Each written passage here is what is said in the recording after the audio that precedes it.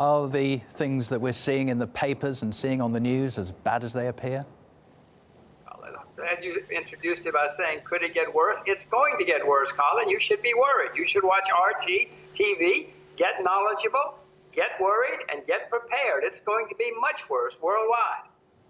But if we see the bankers saying it's getting bad for them and we see things happening distant from people's lives, how's it going to affect people like you and me and the bills that we pay and our mortgages? Is it going to be as bad as 2008?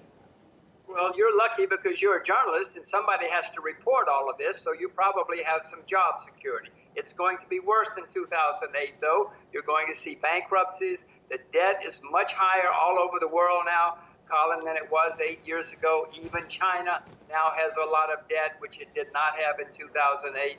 No, I'm afraid you're going to see a lot of problems. Everybody's debt has gone through the roof. Money has been printed. Be worried. How's this come to happen, though? Because after 2008, which everybody missed, the people that we pay a lot of money to look out for these kind of things, it happened anyway, but we were told, look, it's OK, we've done the bailout, we've got plenty of safeguards, it can't happen again. Why is it happening again? Well, Colin, the first thing you need to learn is don't listen to governments, don't listen to bureaucrats, and don't listen to politicians. They always say everything is OK. There were people who before 2008 said it was going to end badly. There have been people since who said it's going to end badly. So just start learning your own judgment, your own ideas, because the idea that the solution to more debt, to too much debt, is more debt and more spending is ludicrous. It's ludicrous that grown-ups would stand there and say something like that, and yet that's what governments all over the world have been doing. Right. Can you explain it to us then, what exactly are the causes of this current global slowdown? Is it mistakes or is it just the general economic laws that are at play here? Well, it's some of both. The central bank in the United States has driven interest rates to absurd.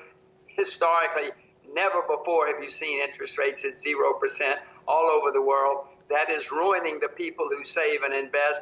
Your parents taught you to save and invest for the future, but all the people who did that are now being ruined because interest rates are zero all over the world. Pension plans, trust departments, endowments, insurance companies. So a lot of people are being ruined, and you then have government spending a lot of money. And you know, Colin, the more debt you have, the more and more difficult it is to grow at a fast pace. And the whole world is looking over its shoulder now because there's so much debt built up that we all have to worry about. Can we focus on oil just briefly, because that's cited always as one of the key drivers here. Now, I know for a lot of people, they'll think that's OK, it's going to be cheaper to fill up my car, it's going to be cheaper to fly somewhere because I'm not going to have the fuel surcharges. But you've got large countries, massive countries like China, energy hungry normally, using less oil.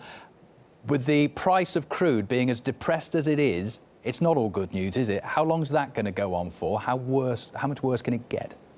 Well, you're right, Colin. It's good for people who consume oil. But there are a lot of people who produce oil, including Russia, Nigeria, Kazakhstan, some very big countries that produce oil. And they are, of course, suffering. And many Americans who produce oil are suffering now. They ran up big debts.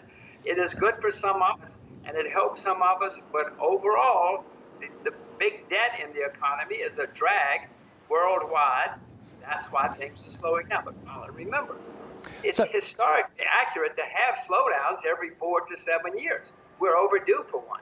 So what's being done to cushion this then? If we don't want another 2008, and apparently everybody can see this coming now, what's being done to try and cushion the blow?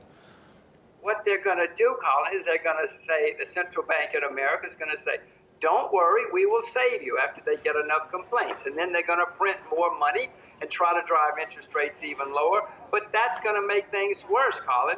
The only solution is to take the pain, to realize we've made horrible mistakes, let some people go bankrupt, and start over. That's the only way history ever solves problems like this. You cannot just kick the can down the road. Oh, and we were also positive on New Year's Day, weren't we, Jim? Oh, well. All right, thanks for your insight on that. Jim Rogers, financial commentator and investor.